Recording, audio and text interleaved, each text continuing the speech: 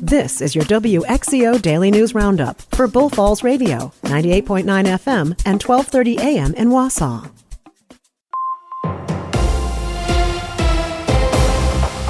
For WXCO News, I'm Isabella Nieto.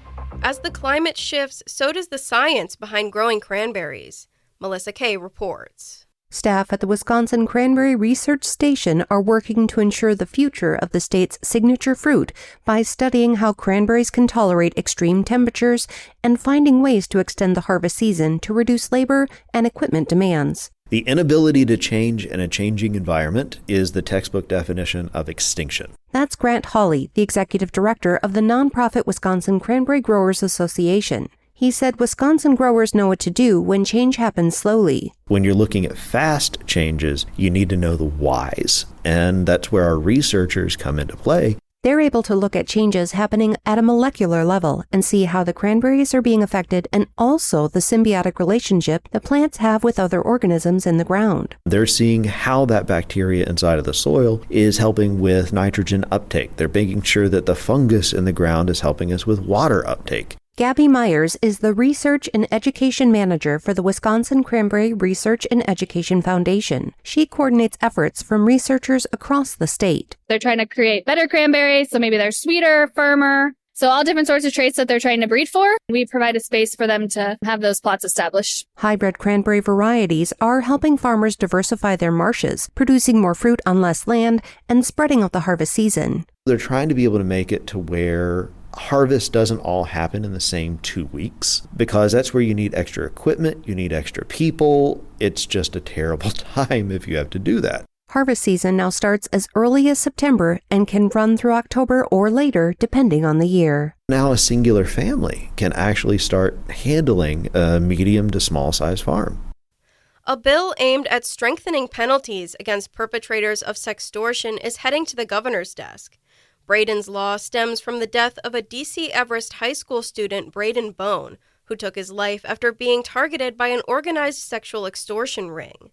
The legislation establishes sexual extortion as a new crime and imposes severe penalties, including up to a 60-year sentence if the extortion results in the death of the victim. The bill passage comes less than 6 months after it was introduced to the legislature by a handful of legislators in April, including area reps Pat Snyder, Brent Jacobson, and John Spiros, joined by state senators Jesse James and Corey Tomczyk in the effort. A spokesperson for Governor Tony Evers told WBAY in Green Bay that the governor intends to sign the legislation. A bill restricting student use of cell phones in Wisconsin's K-12 public schools passed the state Senate.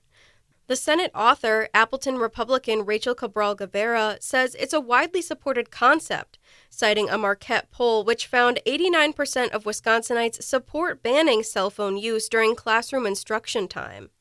She said the devices are taking away from kids' learning and lawmakers have been asked to do something about it. The bill requires school boards to enact policies restricting cell phone use during instructional time, with allowances for teachers to okay student use of their cell phones for educational purposes. A survey by the State Department of Public Instruction found most school districts already have policies in place. The bill has already passed the state assembly, and it's unclear if Governor Tony Evers will sign the measure into law. The Wausau School District will receive fewer state dollars this year. The Wisconsin Department of Public Instruction yesterday published the state general school aids that school districts will receive during the current school year. General school aids are the largest form of state support for pre-K through 12 schools in Wisconsin. Wausau schools received nearly $78 million in state aid last year. This year, they will receive just over $75 million. That's a drop of over $2 million. Wausau is among 301 school districts that will be getting less money. 111 schools will get more. The Wisconsin Department of Health Services is encouraging Wisconsinites to protect themselves against respiratory illnesses this fall by getting updated flu and COVID-19 vaccines.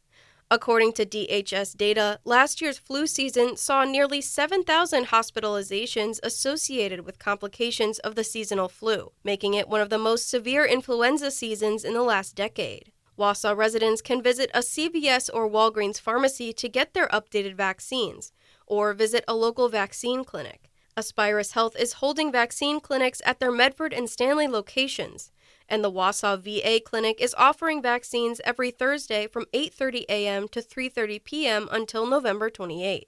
The Wisconsin Department of Transportation is reminding residents to be on the lookout for deer at this time of year. According to a press release, drivers are at a greater risk of crashing into a deer in October and November as hunting seasons get underway and the hours of daylight decrease. DOT encourages drivers to scan the road ahead, and if one deer crosses, watch for more. If you see a deer, honk your horn to encourage them to move away from the road. If you cannot avoid hitting a deer with your vehicle, brake firmly and stay in your lane. I'm Isabella Nieto for WXCO News.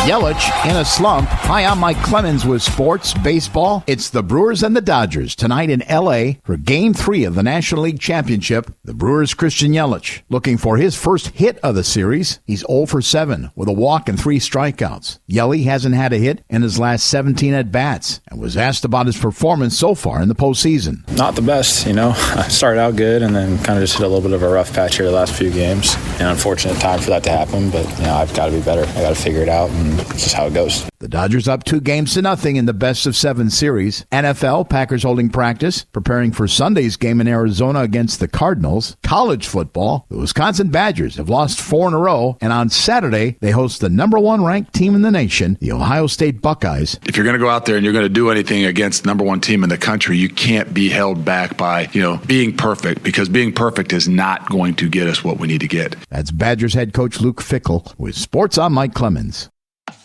That's your WXCO Daily News Roundup from Civic Media. Subscribe to this podcast on Spotify, Apple, or wherever you find your podcasts. Find more news at bullfallsradio.com.